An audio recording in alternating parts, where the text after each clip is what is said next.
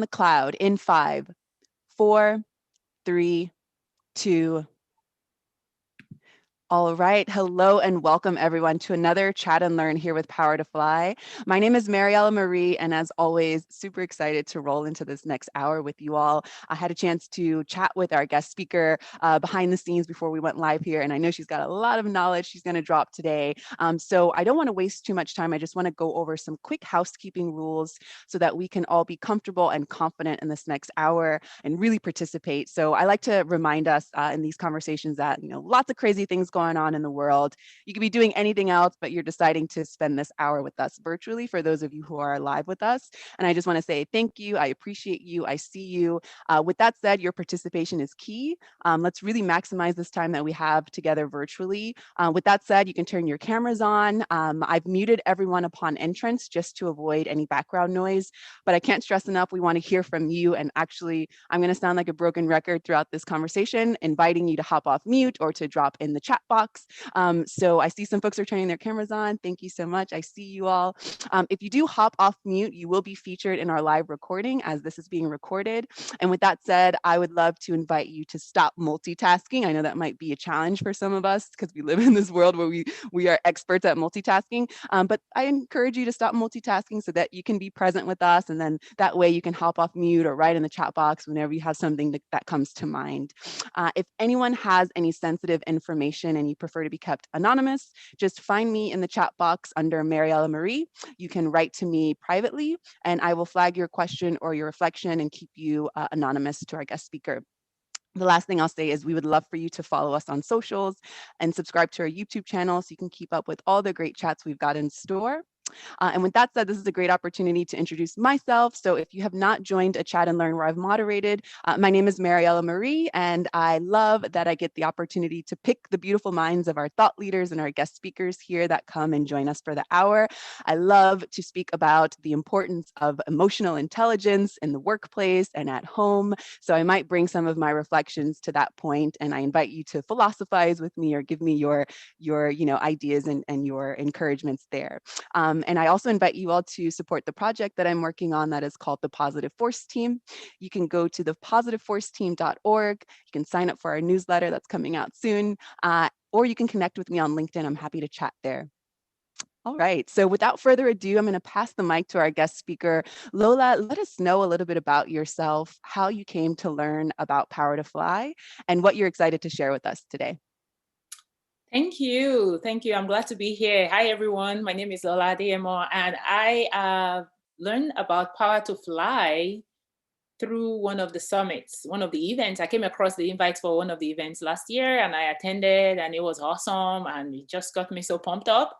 So I'm glad to be able to partner today to share some tips. I am, my background is in biochemistry, so a scientist by training. I've always been in the life science and biotech industry, but my career has just sort of moved within the industry. And I currently run my own company, EQI Mindset. It's an inclusion consulting company, B2B. So we support organizations that are looking to strategize their management team, their employee teams, their employee resource groups through the lens of inclusion. So people analytics and inclusion embedded in at every stage of their product.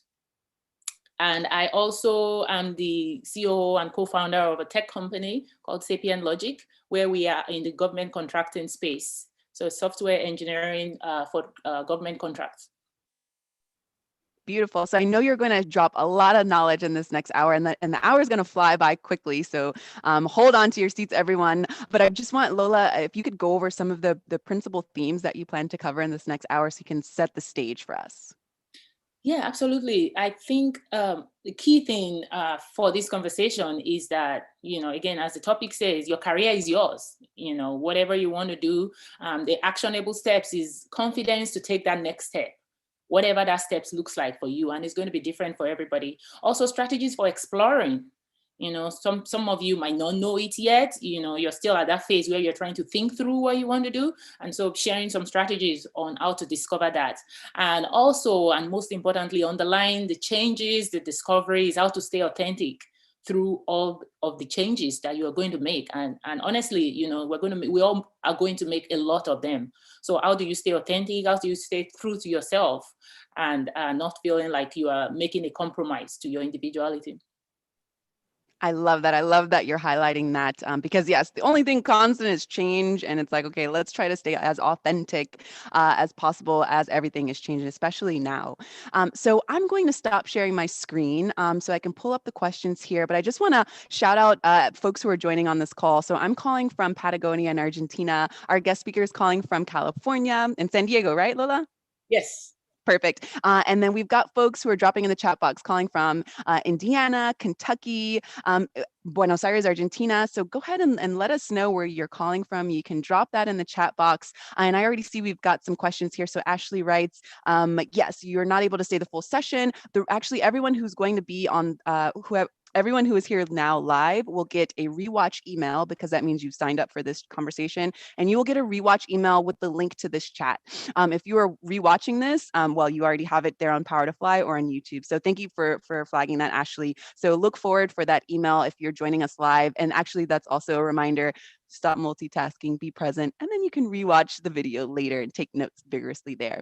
All right, so I'm going to open up our questions here. And I just want to say, if you hear your question come up, we want to know that you're here with us. So just drop in the chat box or hop off mute. Let us know that it's your question. If it's not your question and you still want to add, you know, your reflections or, you know, some tips and tricks of your own that you have found useful that you want to share, again, we want to hear from you. Okay, so Lola, let's start with this question here. What has been the best advice you have received that inspired your career growth? My absolute number one is no learning is wasted. I've had to do a lot of different things. I've had 1 month internships when I was in college where I was an admin assistant and I was doing airport runs and pickups and task management. Now I'm doing operations for my own company and being able to manage those details. You know, at the time, there was a lot of learning from that. So the biggest tip that drives me till today is that no learning is wasted. You know, just take advantage of it. It's not going to be forever. Take advantage of it for that season. Grab what you can, because if that's not what you're meant to do long term, you're going to move on. But you need to be able to hold on to something that you learned. Great advice. And I love that we already have some engagement. Fanny, you've got your hand raised. Go ahead and hop off mute and ask your question.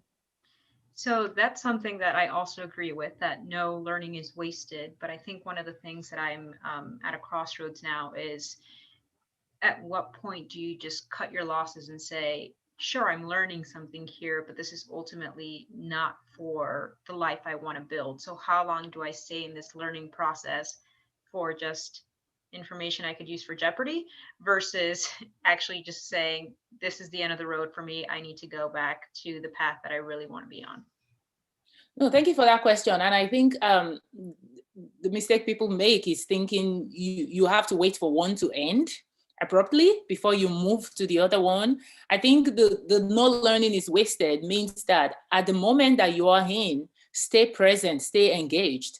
But if you already know that this is not for you, then begin immediately at the back end to make your plans to transition. What you don't want to do is quit without knowing what the next step is. You know, wherever you have to be right there, and then give it your best shot and do it. But if you know you have to keep moving, then start to make your plans. Awesome. Thank you, Fanny, for hopping off mute there. And I know that you're not alone.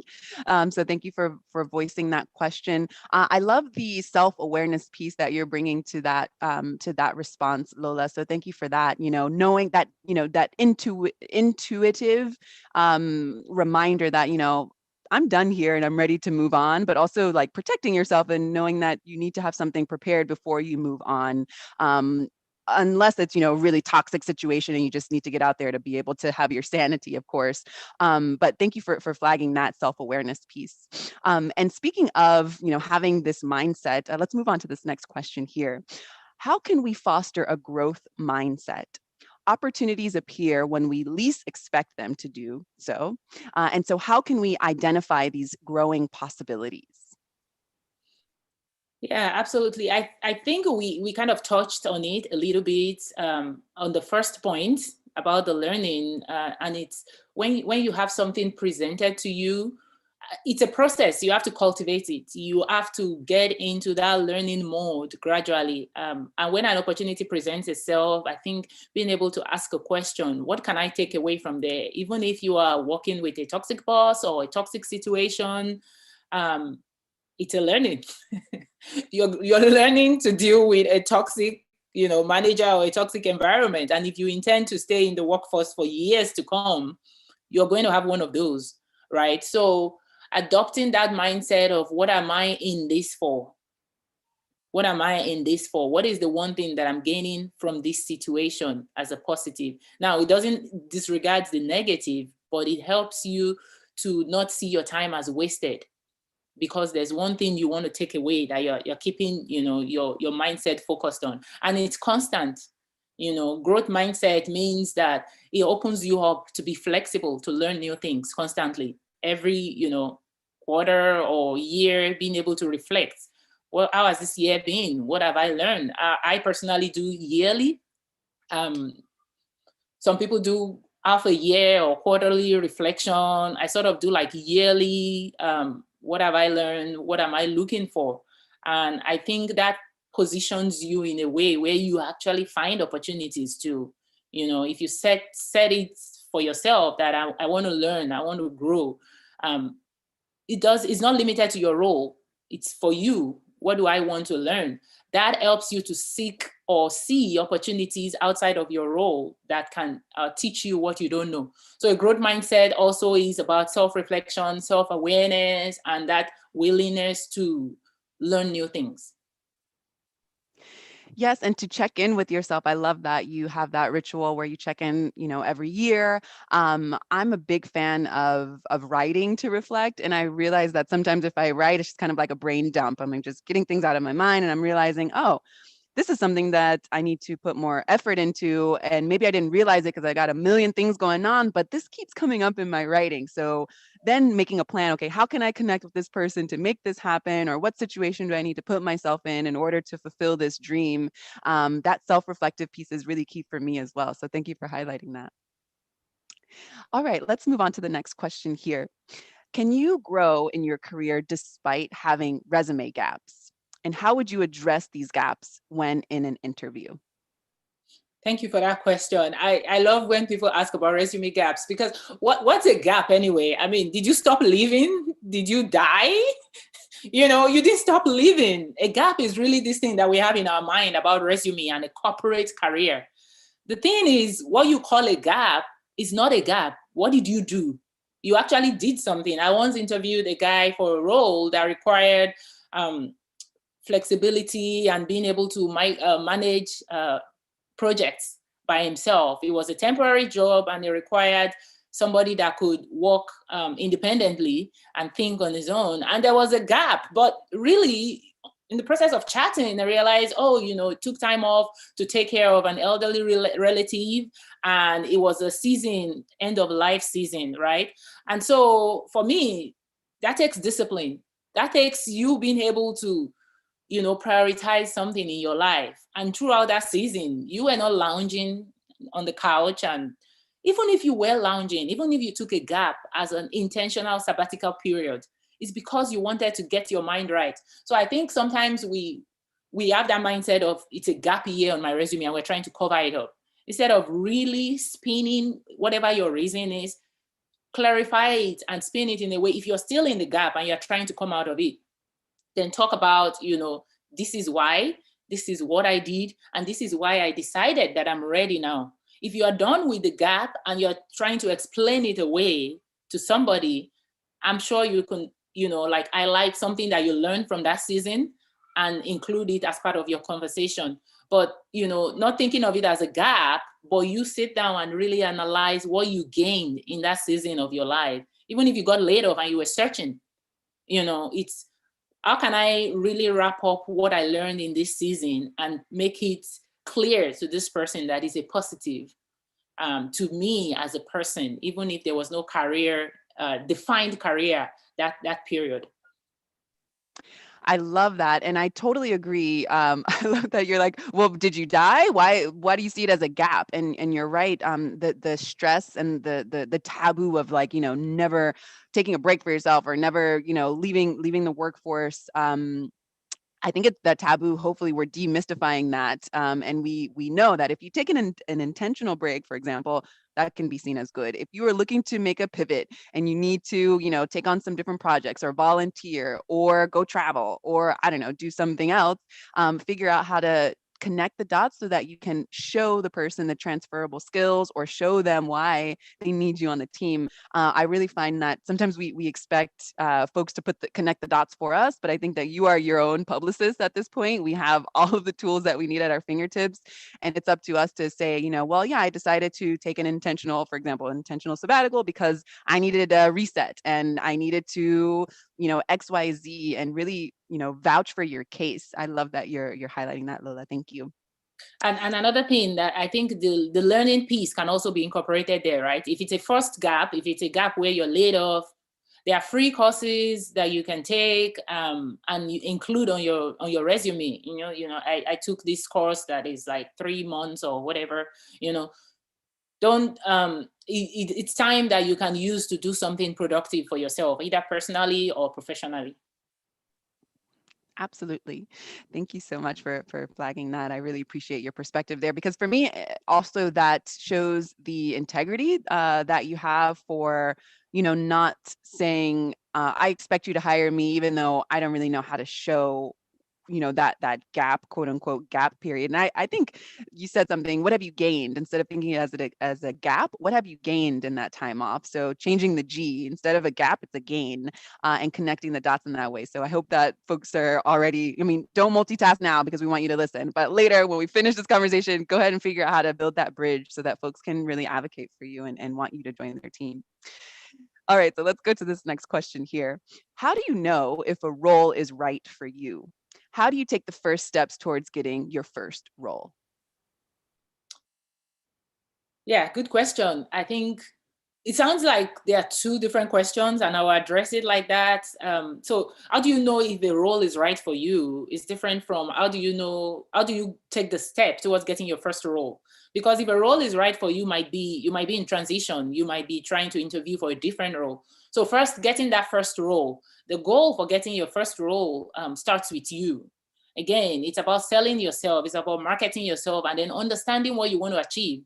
So a lot of people coming out of college, I was mentoring somebody who was trying to get a job, and he had a different degree than what he felt he was interested in doing.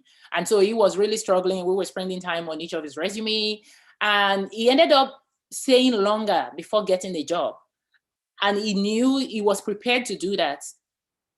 And, we had that conversation. Do you just want to get something right now so you can get in the workforce and make sure you identify the industry you want to be? Then you get your foot in the door and you are able to kind of navigate to where you want to go.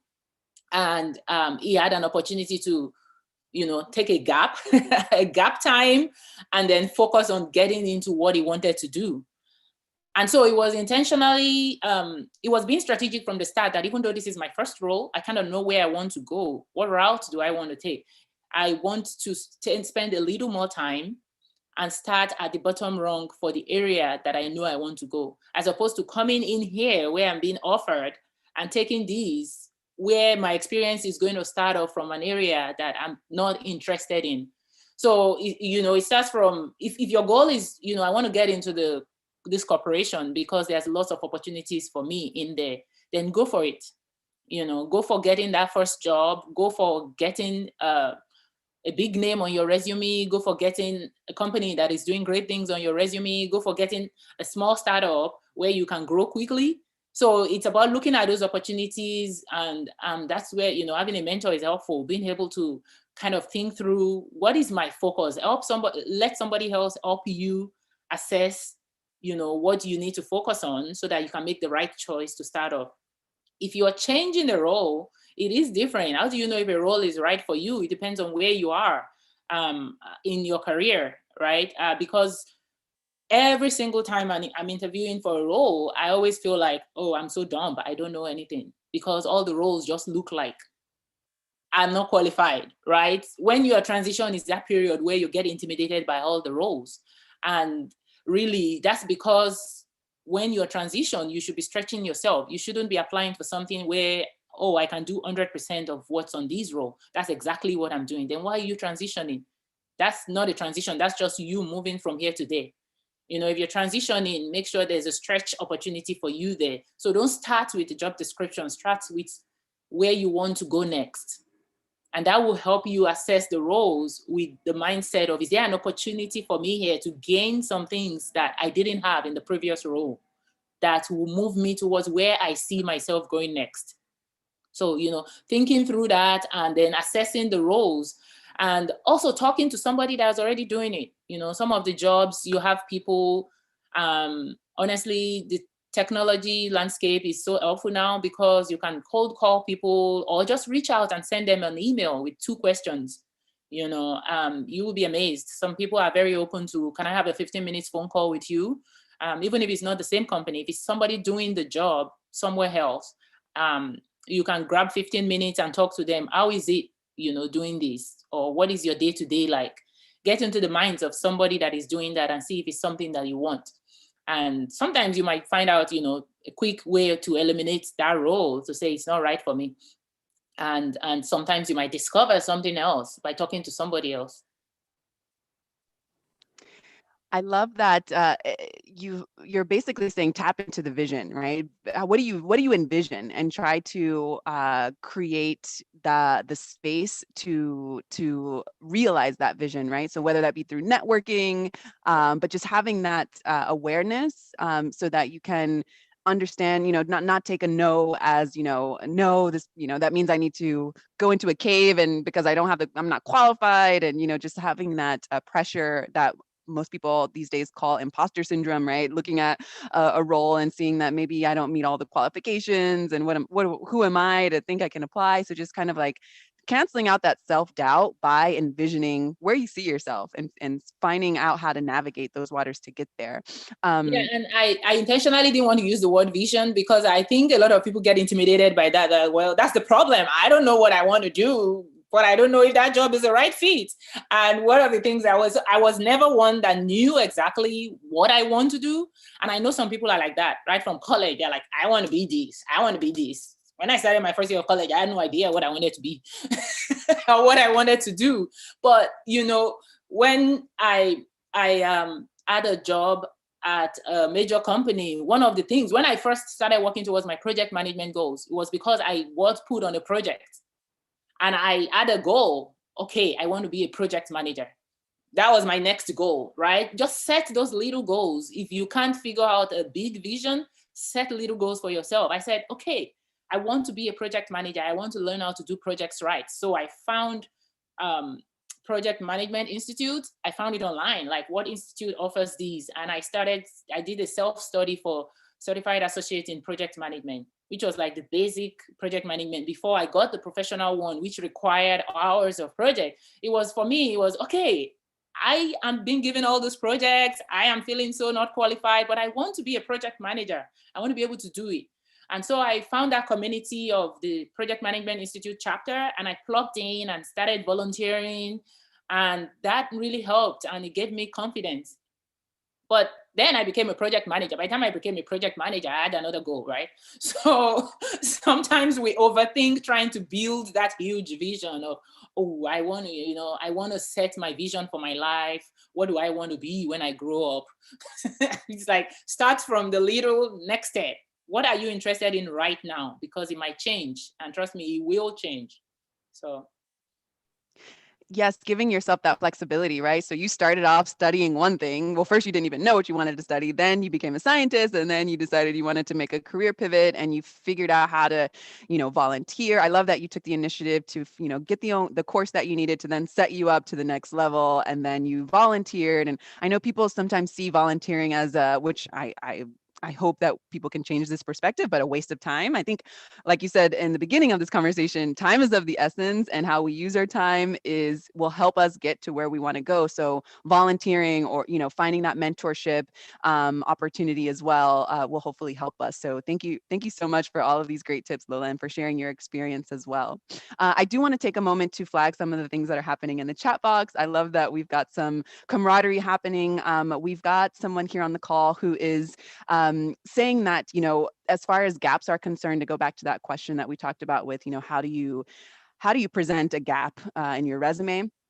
So Edmund writes that he has gaps on their most recent resume. In their most recent annoying part of their transition has been that they've been passed over, especially when they have freelancing experience, but they've been passed over to do manual labor, and it's draining. For example, they write, Capital One has positions I would excel in, but I don't get a chance. I personally cannot stand working in furniture delivery when I know I am more capable, which would ultimately be more fulfilling. Lola, would you like to comment on that? Yeah, absolutely. So it depends on how long you have been there as well. I don't know what the process is. Companies have all this process and protocol to say you can't do this, you can't do that, but you can take steps by yourself. Working in fortune, like reach out to somebody that is doing that, connect with them, just on a very casual basis. Get into their minds, let them know your interests. Get to know what they are doing.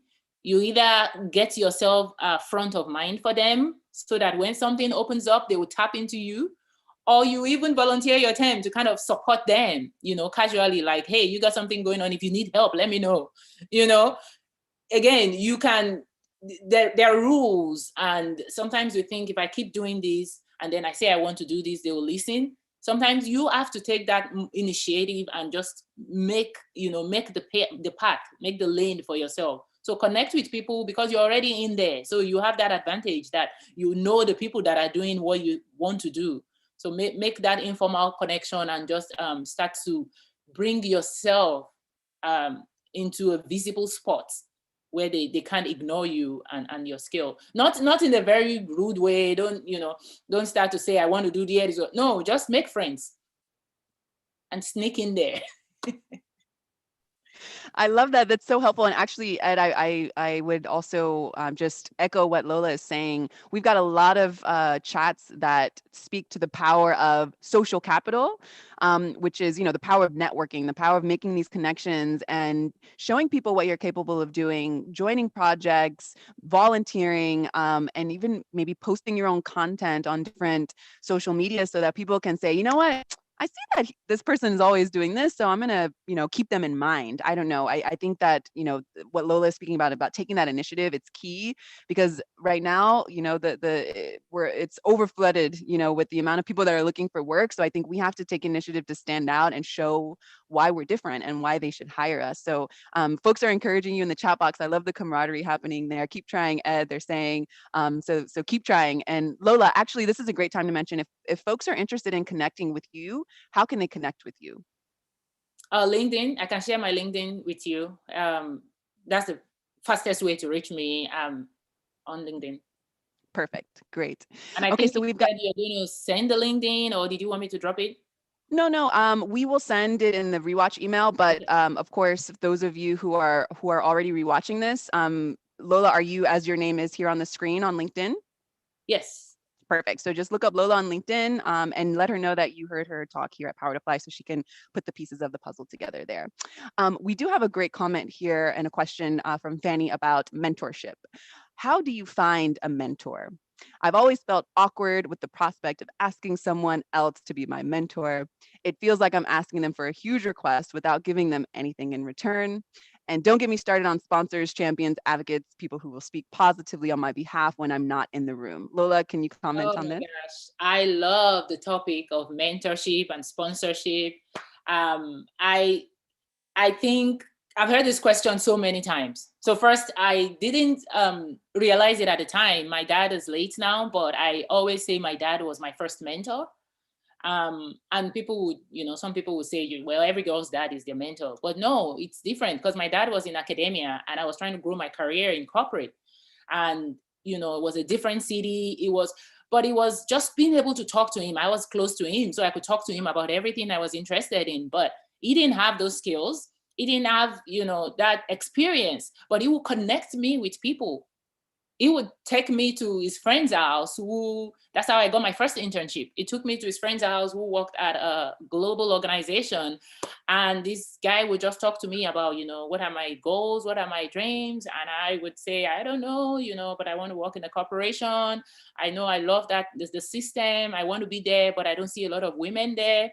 So I didn't define the relationship as this is a mentoring relationship, but I had mentors. And I think it's very intimidating because people think that, I need to ask somebody, can you be my mentor? So the thing is, if you do that, that locks you in as well. And you don't know if it's a good fit. So I have had a lot of mentors. I have the longest mentoring relationship I have is with a lady that I met through a platform. And it was supposed to be a one-time 30 minutes conversation, right? Just talk to me for 30 minutes. We hit it off immediately. I don't even think I tell her you're my mentor now. It's just whenever I'm making a transition in my life, she's one of the people I'll set up. Hey, do you have a minute to catch up? Right? Don't define it and lock yourself, because some mentors, you might outgrow it. And then when people define mentoring relationships in terms of, we do a 6 months mentoring relationship where you come in with homework, that becomes intimidating even to me. I am not that kind of mentee. Like, I want to form a relationship. I want to get to know you. And if we're a good fit, then keep in touch, right? Don't make it too rigid, because it takes away from their time. And then it also keeps you from exploring more than one, because you will need more than one mentor, depending on what you're trying to do. You have to, if you are trying to get into, I don't know, project management, for example, you find somebody that is doing that. But if you know the industry you're trying to get into is not where you are right now, you might want to find somebody that is in that industry and just look at it as networking.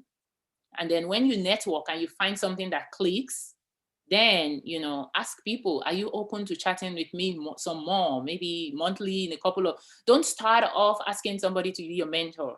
Start off asking to have a chat, and start off with 15 minutes or 30 minutes quick call, because you might get something from that 15 minutes and be done and move on. But by talking to different people, then you can find somebody that really clicks, that you can have a long-term mentoring relationship with. You want to make sure it's a mutual fit, not just one-sided. Yes, I love that you ended that way, because I love that perspective of it's a two-way street, right? It's a partnership. So to your point, Fanny, you were saying without like you feel awkward without having something to offer. By you being there, you're already offering that person the opportunity to share their knowledge, to send the elevator back down, to keep the door open, to encourage you, which there are so many people that have that gift and that want to do that. And especially now with the whole movement of diversity, equity, and inclusion for people of color, for women in the workplace, for diverse folks, people want to share their knowledge. So don't be intimidated. And as Lola said, I think that's a great idea. Start off with the chat and see if that flows into something that can extend to into a long-term relationship. Actually, Lola, since you are a fan of speaking about mentorship and sponsorship, can you identify the difference between the two for folks that don't know the difference? And then also, I would love to hear you speak a little bit more about sponsorships and how that could help with your career. Yeah, sure. So I think mentoring is sort of, I'm helping you think through, I'm helping you go through. Sponsoring is a higher level, right? This is the person that would speak about you when you are not in the room, right? Somebody, a sponsor has to have a certain level of power, of responsibility to support your career growth. So a mentor could be a peer mentoring, could be a specific career mentoring, and a mentor might evolve into being a sponsor depending on where that person is. So an example of a sponsor would be, for me, from personal experience, would be when I had so there was a new initiative at my company, all those email blasts go out. And I don't know this guy, is an executive. I'd never met him before, but I was like, oh my gosh, I'm really excited about this initiative, whatever. I just sent him an email. Would love to chat with you if you're open. And he said, yes. And I was like, oh my gosh, what am I going to do now? So I put together this like slide, I don't report to him. And I just told myself, you know what? I don't have anything to lose. I don't have to talk about my role. I just want to talk about myself. So I put together a slide that said about Lola. And I just talked about my background, talked about, and he asked me a lot of questions, and I just felt really comfortable talking to him. And I said, if you have anything you're doing and you need help, I would love to help. I would love to volunteer. And that was supposed to be like a one-time conversation, right? But 6 months later, I decided to check in, and the same thing happened. 2 years later, he reached out to say, oh, we have this project going on, do you want to, are you interested? We're looking for some help. I mean, this is the same company, right? So for me, it's like, oh yeah, of course. Even if I have to do it on my own time, like in the evening. 3 years after the first encounter with this guy who I only interacted with, but because through our interactions, he sort of knew me. He's out of the blue, he just sent me an email. We are looking to fill this position, and I think it will be a great fit. And I'm thinking, you think? I want to do anything to move to that, because this was like a big move for me. It was like an horizontal move, and I was willing to start at the bottom, right? Because it was like a major career change. But this person spoke up about me so much that the hiring manager, when I finally interviewed for this role, the hiring manager has heard so many great things about you, and I just want to talk to you about this role. It almost felt like I was being sold on the role when I was already sold, and I'm like, I'm ready, so that's, building that relationship helped this person who was in the room when they were talking about the position and what they were looking for to say, I know somebody that would be a great fit for this. Because you can be there, but if you build relationship, if you work in a visible way for people to know your skill set, for people to know what you're capable of, forget about your position, forget about your title, think about yourself and what you can do. Then your work, your action, kind of sticks on their minds, and they would stand up for you. They would speak up for you in any room, right? So that's what a sponsor does. And that's why that relationship depends on, what you put out there, and the way they have perceived your actions and your skill sets. And employee resource groups, I'll kind of put a plug for that here. That's a good way. I know not every company has that, because depending on your size, but if your company has an employee resource group or any sort of grassroots efforts going on, this is a good way to kind of cross out of your box of your functional title. It's a good way to showcase different skill sets that you have. Solid advice. Thank you so much, Lola, for diving deep there. I know that wasn't a part of our questions, but it felt natural to bring it up because I know maybe some people might be curious about how to secure mentorship or sponsorship. So thank you. Thank you. Let's see. We've got a follow-up question here from Fanny. Thank you also for your engagement. I appreciate it. What about when you're in a company or industry circle where you have a tainted reputation due to some project failure with high visibility? How do you turn the story around without feeling like you have to convince everyone all the time that you're not that bad reputation? By making new memories for them. Getting some new memories in. I think, even the lesson, or maybe highlighting the lesson from the failed projects, right? You can always spin that way, because a failure is a lesson. Is a lesson in the right direction, right? So if you haven't failed, you're still missing some key lessons. So I think focusing on the positive side of the failure and bringing it up yourself and using it as an example, as an opportunity to show people, what not to do, right? Using that, if that's what people are talking about, if that's the reputation you have, being able to bring it up first before anybody uses it against you. Bring it up. Bring the lessons you got from it up, and then build on it to say, now, for this, we're going to approach it this way because, of some of those learnings. And the goal is that, we hope these are some of the considerations that we've put in place. And the goal is that we don't repeat the same mistake twice, and that we do our due diligence this time. Solid advice again. And again, just to take another piece of advice that Lola was mentioning before, go on, start a project, take that initiative to create new memories. I love that. Create new memories. So maybe you won't have the opportunity in that circle or in that industry for whatever reason. So take the initiative to start another project so you can bring that new memory into the piece. I love that. That's great advice. Okay, so speaking of taking steps to further develop our career, let's move on to this next question here. I'm working as an individual contributor at my company, and I want to be promoted into management. How can I identify which steps or opportunities will help me land that promotion?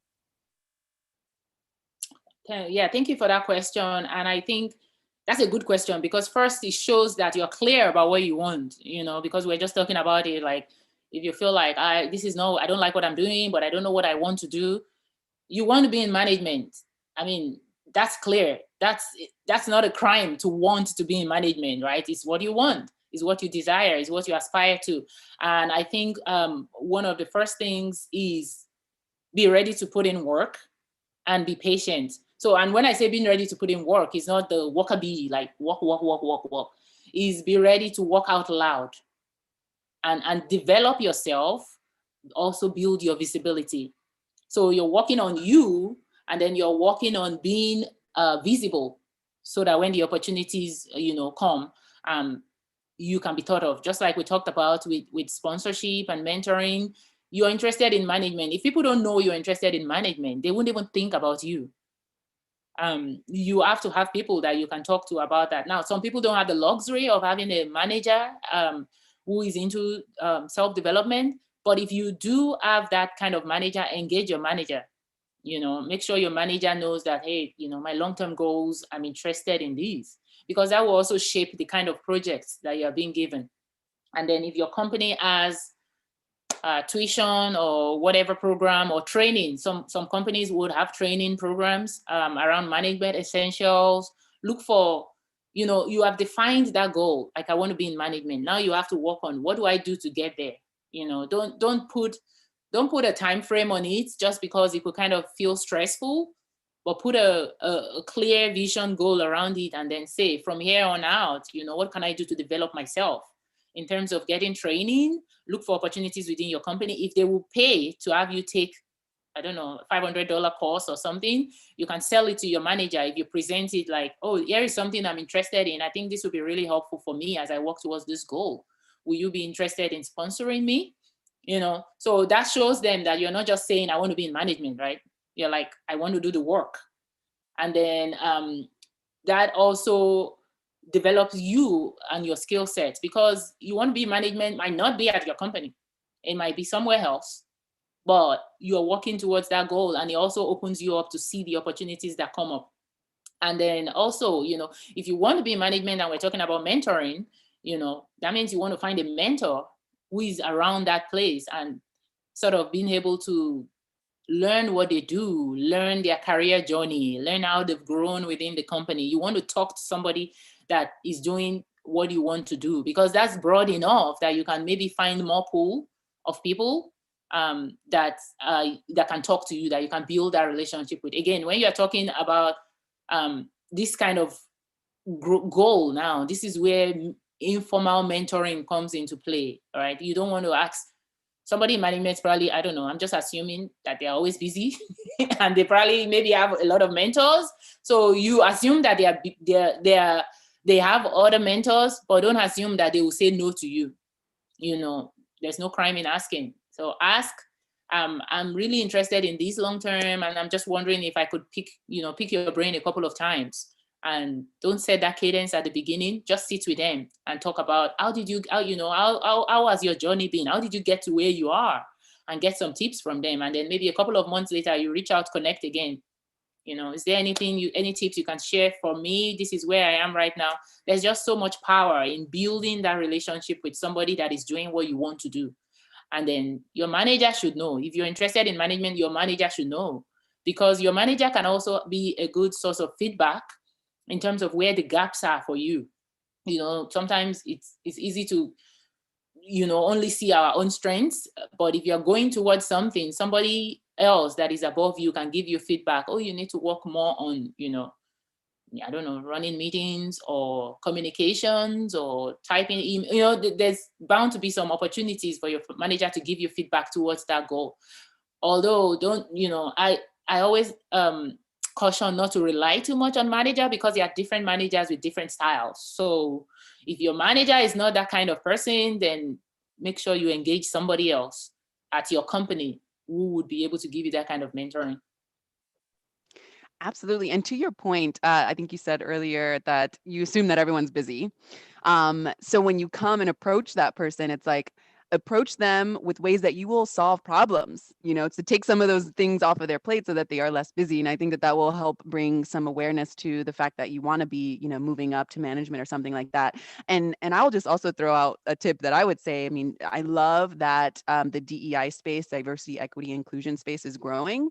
So if you can get some tools in your, under your belt regarding that, I think you would already be bringing a lot of opportunity to, that role that you look to fill, by saying, I see that this is important. I see that our company is having these issues, and this is what I would want to do if I became a manager to tackle these, diversity, equity, and inclusion challenges. And well, that would make me look at you 3 times and say, okay, wow, this is interesting. I'll put you in, I'll keep you in mind. So to build a case for yourself, so that the other person doesn't have to do more work to show you how you can navigate, right? It's back to that initiative piece, self-awareness, taking initiative, building that vision. I love all of the tips that you're sharing today, Lola. And I just want to flag that we've got a little over 10 minutes left. So if you have not had a chance to hop off mute or write in the chat box, you have a little over 10 minutes left to shine. So just be thinking about that, and I'll look out for any emoji hands or anything that pop up in the chat box.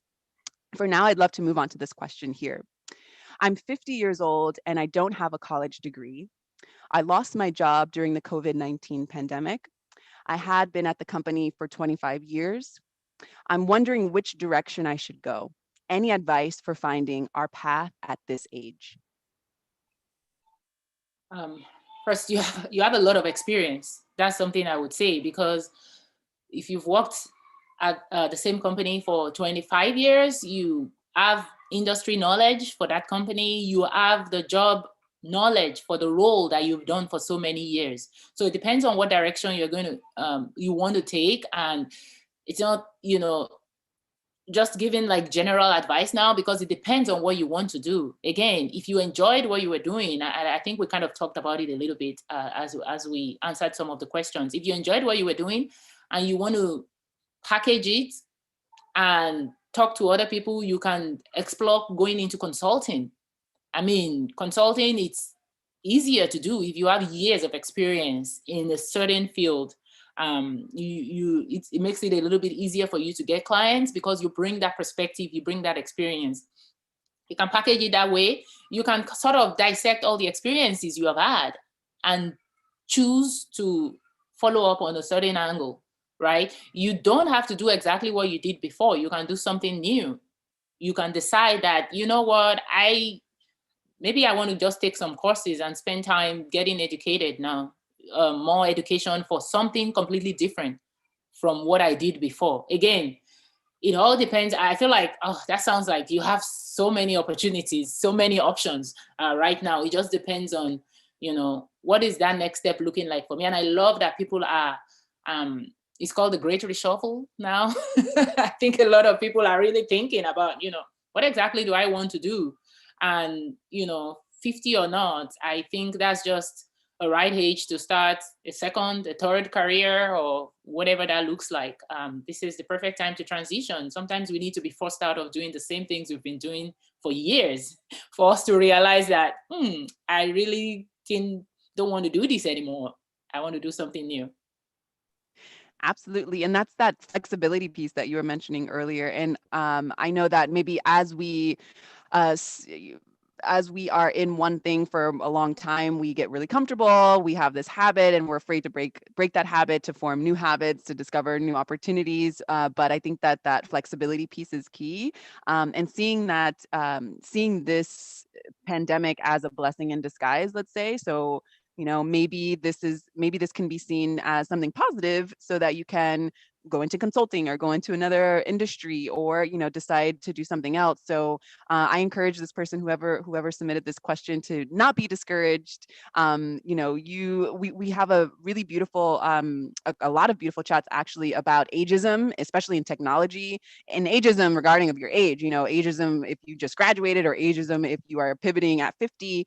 And I've been really encouraged listening to those conversations, because especially now with all of the uncertainty that we have, as you said, Lola, it's the great shuffle. I think you said it's the great shuffle. And with that comes different movement, a different flavor, a different reawakening. And so I encourage everyone to just, be comfortable and confident in that. So that's my piece there. And actually, this is a great moment to move on to this next question here. What are the steps to increasing confidence to move away from an emotionally draining workplace and transitioning into a motivating, meaningful career? Oh, that's a loaded question, but it sounds like this person is a very confident and clear-minded person, and I'm like, you don't have any problem making those steps, because if the environment where you are is toxic, if what you're doing is you absolutely hate it, then you should be working on something else. You should be doing your research. You should be doing your market research. You should be doing your interviews. You should be talking to people about making that change. I know it could be kind of hard to, if where you are, if it's the team, if it's the company, depending on, the scope of the toxicity, if it's your team, if it's your company, it's hard to, look for opportunities in that same environment, right? You want to get out completely. I will encourage networking through organizations. If you know organizations that are kind of in that industry where you can connect with peers around that, it sometimes makes the getting out easier, because your reasons for wanting to get out now is not, my career is stalled, is my, I need to move on to the next thing. I just need to get out of here. So you're willing to make an horizontal move, and you want to make it like right now. So I would suggest, start talking to people, go through networking organization, professional organizations, connect with people, have conversations, pass around your resume, and, go for what it is that you want. Life is too short to stay toxic. Absolutely. I definitely echo that. Get out of that toxic situation and try to, be more in a holistic situation where you can show your gifts and talents. And just back to the point that you made about mentorship, I think it's a great way to look at it in any kind of working situation, that you're not just an employee. You're not a slave to the job. It's a partnership, and they need you as much as you need them. And at any point, the partnership can dissolve and you can find a new one based on, what you need at that time. So I just encourage everyone to, like Lola said, life is short. We don't need to be stuck in toxicity for too long if we can manage that. So yes, you have our encouragement there. And I just want to hold for a light pause to see if someone wants to hop off of mute. We've got about 6 minutes left. So I just want to give the opportunity for anyone who wants to hop off mute. Now is your time to shine. Sometimes this works. Let's see if anyone wants to hop off mute. And if not, okay, that's fine. I got some more questions here. And actually, this is a great time for us to network. So if you have a LinkedIn or any preferred way that you like to be connected with on social medias, or your email, whatever you want to share, please drop that in the chat box. I will lead by example. I'll go ahead and drop mine in the chat box. And I really encourage you all to, connect with a couple people that are on the call today, because clearly we are interested in, some of the same themes here. So go ahead and reach out to folks on LinkedIn or whatever links that they drop here in the chat box. And of course, please connect with Lola when this conversation ends. So Lola, this is a great question. I'm interested in hearing your response here. What has been the greatest challenge in your career, and what have you learned from it? I think that I guess the picture that comes to my mind is that challenge is when I moved from in-person team to remote team. When I had my first job reporting to a manager who wasn't at my site, and having team members that were scattered all over. And this was even before COVID, right? When I was so used to working in a team environment where everybody's sitting together, where my manager is seeing what I'm doing, where my team, I'm networking with them in person. So it was a challenging period for me because I was emotionally stressed out. And I felt like, how do I know my manager? My manager lives in a different city. My team members are scattered all over. But what I realized is my manager style was even different. My manager was very hands-off. So if I don't take the initiative, I might not talk to him for weeks. And so I was struggling. I was used to, my manager reaching out to me, telling me what to do. It helped me to stand up to that mentality of taking control. Because I have to, drive the narrative for my manager. I have to kind of give him a recap. Yeah, the things I worked on this week. Yeah, the opportunities that I see. I had to learn to speak up. I had to learn to connect in a different way. And I think that season was transitional for me. But I came out of it learning that, this is bound to happen if you want to grow in corporations, because everybody is global now. And so being able to overcome that positioned me to grow within the team. It slowed me down at the beginning because I was stressed out and I was struggling. And I felt like my manager is not a good manager. Like, you're not checking in with me. You don't know what I'm doing. You can't even talk about me. And then I realized, well, I can talk about me to you. I can help you know what I'm doing.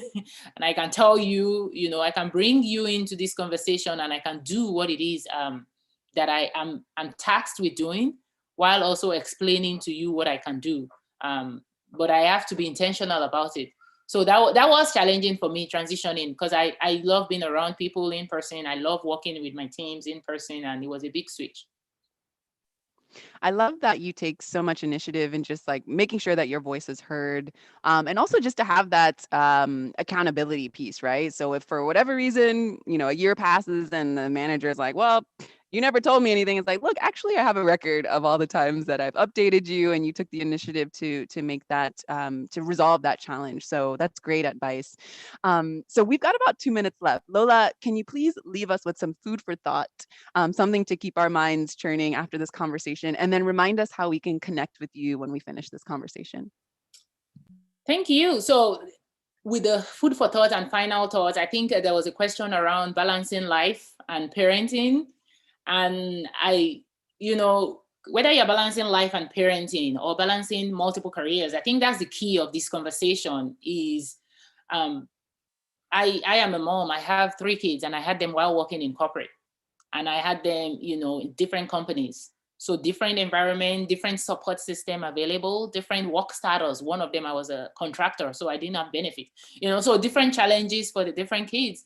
And one of the things I realized is that there were I was able to survive in different ways through those seasons. And whether you have kids or not, you are juggling something in your life. And I think there's this mindset that I have to pick this lane or pick this lane, I have to, have kids, not have kids. I have to pick my career. Whatever your decision is, that's personal, but you can't do more than you're capable of. What you need to do is figure out what are the things you want to do and make time for it. There was a season where my primary focus was on projects. And so I would volunteer at a project. I saw somebody put the link for PMI chapters. Thank you for doing that. I would volunteer. I had the late night. I was planning an entire conference. I was in charge of planning a conference. And I would volunteer. I would stay out late. I had a 2-year-old, but I had to be intentional. And I'm fortunate to have a supportive husband, but I had to be intentional to tell him, I need to focus on this conference. So I'm going to come in late. So I was coming in late. I was working hard for that year. And because I had a goal, I wanted to get a solid experience. So your goals will change.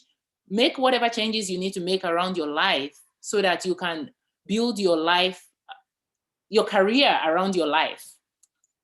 Your career is not your entire life, but there might be seasons where you have to prioritize your career. If it's a year, if it's 6 months, commit to it and do it. Mold everything to fit in around the way you want it. So I think it's just important to be able to have that conversation. Look at all the lanes you have going on. You can do much more than you think you can, but you just have to learn to mold it and prioritize things every season. I love that advice. Thank you so much for taking time out of your busy schedule to drop knowledge today, Lola. I really appreciate you. And I thank everyone who's joined us live. And I hope that you all get to click on a couple of those links that folks have dropped in the chat box and connect there. Thank you for the food for thought. I've found this very, very helpful. I mean, this has been such an encouraging conversation. So, and I know that we had some folks write in the chat box how they really appreciate the tips and the gems that you've dropped today. So thank you again, Lola. And we'll